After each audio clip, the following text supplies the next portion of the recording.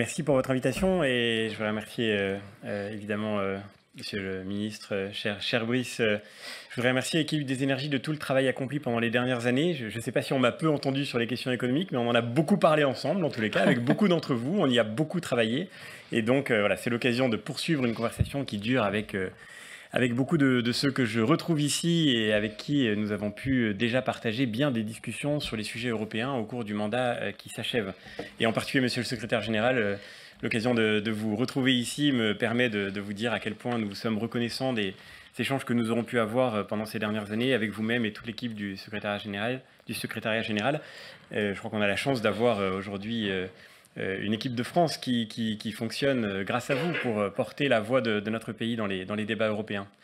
Est-ce que l'Europe en a fait assez ou pas assez, trop? Est-ce qu'elle doit maintenant lever le pied? Je crois que, pardonnez-moi de le dire d'une manière aussi directe, mais que la question ne se pose pas nécessairement en ces termes. Il me semble qu'en réalité, le sujet, c'est d'abord d'aller dans la bonne direction.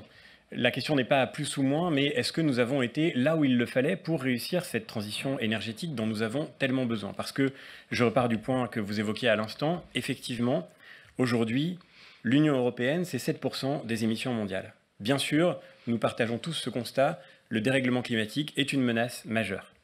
Et si nous voulons réussir à être à la hauteur de notre responsabilité politique, c'est-à-dire à transmettre, moi je représente la droite française, donc on nous reproche parfois d'être conservateur, mais en l'occurrence l'écologie est une préoccupation conservatrice, je crois qu'il faut transmettre aux générations qui viendront un monde qui reste vivable. Et dans un monde qui reste vivable, une humanité qui puisse décider de son destin. Mais pour pouvoir être à la hauteur de cette responsabilité, il faut agir là où il le faut. Et moi, il me semble que le grand dommage de ce mandat écoulé, quoiqu'il ait été marqué par de vrais progrès et de vraies avancées, j'y reviendrai, c'est qu'il a d'abord fondé son diagnostic et le cœur de l'action européenne sur un constat qui me paraît myope. Nous avons fait comme si nous avions pour principal devoir de conduire l'Europe à zéro émission. Comme si c'était notre seul devoir, ou presque notre seul devoir. Et en réalité, il me semble, je le dirais d'une manière un peu provocatrice, que c'est une très grande erreur. Il y a une manière très simple de faire l'Europe du net zéro, et je l'ai dit dans ces termes à la Commission européenne, dans l'hémicycle du Parlement. Il y a une manière très simple d'arriver à l'Europe du net zéro, si on voulait tirer le trait d'une manière un peu caricaturale, eh bien ce serait de faire zéro production, zéro économie, zéro investissement, zéro croissance, zéro emploi, zéro travail, zéro vie.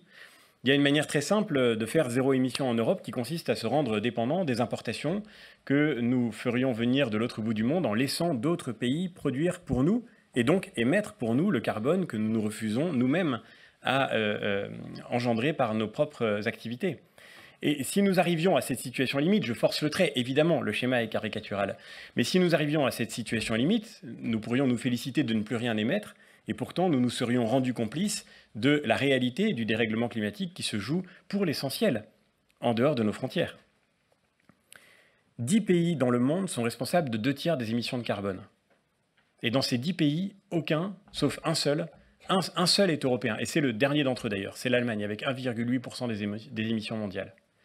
L'année dernière, en 2022, les 3 pays qui consomment le plus de charbon dans le monde ont atteint leur pic de consommation et ont effectué en 2022 un record de consommation, pour ce que nous savons des chiffres. En 2023, la Chine a ouvert à elle toute seule 2 nouvelles centrales à charbon chaque semaine.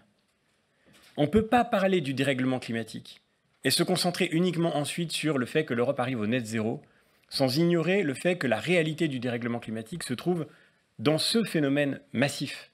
Il faut aller aux grandes masses. C'est ça l'urgence absolue pour le climat.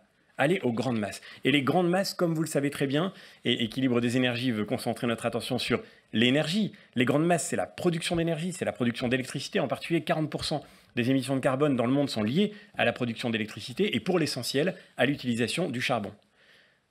Le charbon, c'est 80 fois plus d'émissions de carbone à kilowattheure égal, 80 fois plus que l'éolien ou le nucléaire. Et le gaz, évidemment, nous le savons aussi, 50 fois plus, ce qui est mieux, mais évidemment pas absolument idéal. Donc l'urgence, c'est que le monde sorte du charbon, que l'Europe sorte du charbon, et que le monde sorte du charbon. C'est ça le défi majeur devant nous. Et de ce point de vue-là, je suis d'accord avec vous, monsieur le secrétaire général, nous avons vécu un vrai renversement dans ce mandat européen, qui est une nouvelle, je crois, déterminante, mais qui est encore très, très très imparfaite. C'est le mécanisme d'ajustement carbone aux frontières. C'était un engagement que nous avions pris. Je crois que c'était aussi une position qui réunissait les Français. C'est une position que la France défend, vous le disiez, depuis le président Sarkozy, et même déjà qui était né à l'époque des mandats de Jacques Chirac. Aujourd'hui, c'est devenu une réalité. Mais cette réalité, elle est encore incomplète. En disant que la Chine a ouvert 2 centrales à charbon chaque semaine l'an dernier, je ne veux surtout pas désigner le coupable et nous exonérer de notre responsabilité. Mon but n'est pas ici de dire « nous n'y sommes pour rien, tout est de la faute de la Chine, de l'Inde, de l'Indonésie ». Non, nous sommes responsables parce que nous importons. La Chine émet plus de carbone par habitant si l'on compte ses émissions, mais l'empreinte carbone par habitant est supérieure en Europe au reste du monde. Pourquoi? Parce qu'en réalité, nous importons le résultat de ce modèle de production qui, à l'extérieur de nos frontières, garantit une consommation qui, effectivement, reste d'un coût maîtrisé et qui nous permet, d'une certaine manière, dans la répartition mondiale du travail, de ne pas nous charger nous-mêmes de la tâche pénible de polluer. Mais nous sommes responsables. Et donc, le défi pour nous, c'est de nous appuyer sur ce mécanisme d'ajustement carbone aux frontières. Mais il faut le compléter. C'est ça, l'urgence absolue. Parce qu'aujourd'hui, comme vous le savez, son périmètre est encore extrêmement limité. Et en gardant ce périmètre limité, en gardant un MACF qui concerne essentiellement des matières premières industrielles, en réalité, on va malheureusement, par un effet de bord catastrophique, prendre le risque d'accentuer encore l'incitation aux délocalisations. Donc il faut absolument, et c'est l'impératif majeur, faire entrer les produits manufacturés dans le champ du MACF. Nous avons donné un prix au carbone dans le marché européen, ETS, et vous avez raison de le dire, ce signal prix fonctionne aujourd'hui. Il faut donner un prix au carbone sur le marché mondial. C'est la clé fondamentale. Parce qu'on sait très bien, et vous avez rappelé cet enjeu diplomatique, parce qu'il y a un enjeu mondial, on sait très bien que nous ne sauverons le climat de ce dérèglement que nous voyons aujourd'hui qu'en répondant de manière mondiale à ce défi. C'est un défi global. C'est la première fois, je suis professeur de philosophie, pardonnez-moi de revenir à mes premières amours, mais au fond, on trouve déjà de cette conscience collective la trace dans l'œuvre de Hans Jonas, dans le principe responsabilité. C'est la première fois que politiquement, l'humanité est confrontée à une responsabilité mondiale, de manière très concrète. Si on le traite uniquement comme Européens, et si on croit que c'est uniquement en compliquant le travail de ceux qui produisent en Europe qu'on va réussir à sauver la planète, alors en réalité, paradoxalement, on aura cette double peine qui fait qu'on rendra la production impossible en Europe, on détruira nos emplois, notre économie, et simultanément, eh bien, on donnera des avantages compétitifs sur notre propre marché au modèle de production que nous prétendons dissuader. Donc le défi est là, pas faire moins, mais aller dans la bonne direction. Pas faire moins, mais faire là où il faut. Et réussir à faire en sorte qu'on sorte de cette logique des négociations dont on voit bien qu'en réalité, derrière les belles photos des COP, elle n'aboutit pas à des engagements très concrets, mais qu'on donne un prix au carbone, qu'on donne un prix au charbon qui fasse que demain, tous les grands producteurs mondiaux seront poussés dans l'urgence à sortir du charbon. On a un levier pour ça. C'est le marché européen, le plus grand marché mondial, avec la plus grande profondeur de marché. Ce marché, aucun producteur du monde ne peut le contourner. Et ça, c'est ce qui peut faire de l'Europe l'acteur déterminant pour sortir du dérèglement climatique, en faisant de ce marché un effet de levier pour la décarbonation des autres producteurs mondiaux. Je termine en disant juste en un mot qu'on a parlé d'acceptabilité sociale.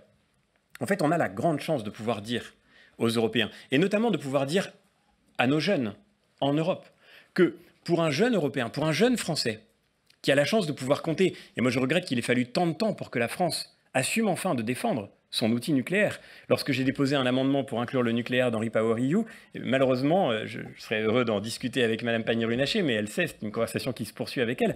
Malheureusement, tous nos collègues de la majorité présidentielle ont voté contre cet amendement. On a eu pendant longtemps, nous Français, le nucléaire honteux.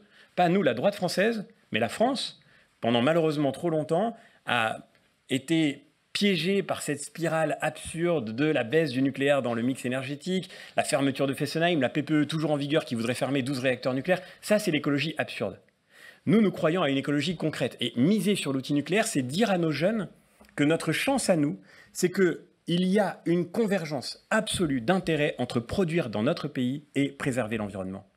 Ce ne serait pas la même chose pour un jeune Chinois, pour un jeune Indien, pour un jeune Indonésien. Mais en France, c'est le cas. Et cette chance-là, il faut qu'on fasse fond sur elle pour faire en sorte que la transition écologique soit au service de notre prospérité retrouvée et pas le contraire, sinon nous aurons perdu à la fois la bataille du climat et la bataille de l'économie européenne.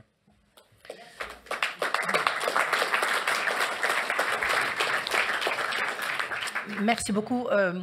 peut-être nos panélistes ont peut-être une question à vous poser. Moi, j'ai juste une petite question. Enfin, petite question.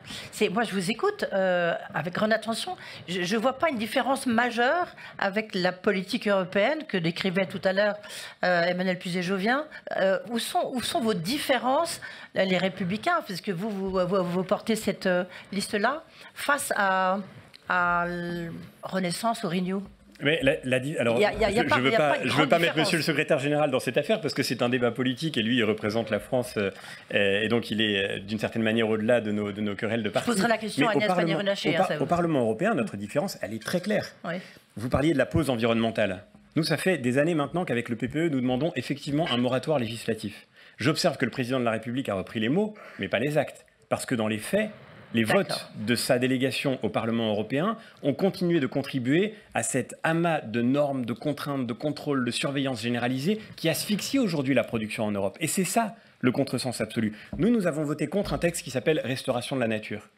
Parce que ce texte, qui aujourd'hui d'ailleurs est bloqué au Conseil. Il est bloqué, oui. Ce texte organisait la décroissance de notre modèle agricole. Ce texte allait rendre plus compliqué, y compris le déploiement d'énergie renouvelable sur le sol européen. Ce texte devait conduire, par exemple, à déconstruire des barrages sur nos cours d'eau au motif d'une forme de vision rousseauiste de la nature qui voudrait que la nature est plus naturelle quand l'homme cesse de l'habiter. Moi, je ne crois pas à cette vision et je pense qu'elle nous conduit dans le mur, y compris quand on regarde le lieu où se trouve réellement le problème climatique.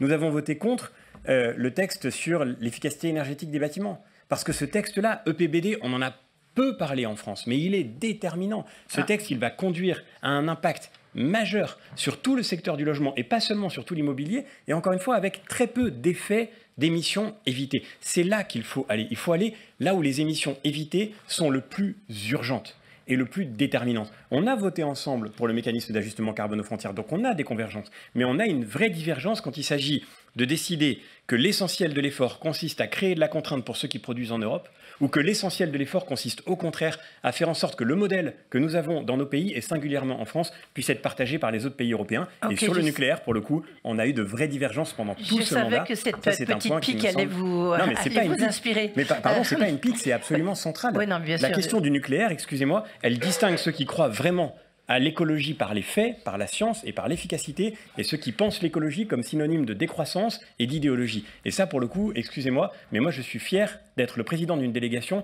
qui a défendu le nucléaire au Parlement européen avec détermination quand personne ne le défendait, et surtout pas la majorité présidentielle. Est-ce qu'il y a, Isabelle Spiegel de Vinci, vous voulez poser une question? Je ne sais pas, quelqu'un veut poser une question tout de suite ou après la table ronde? Après la table ronde, ils ont besoin de se chauffer aussi pour vous répondre. Merci beaucoup, François-Xavier Bellamy. Oui, vous êtes parti. Merci encore, merci infiniment. Restez avec nous et puis ensuite, justement, on pourra continuer à débattre. Vous pouvez vous asseoir soit avec nous, soit en face, c'est comme vous l'entendez.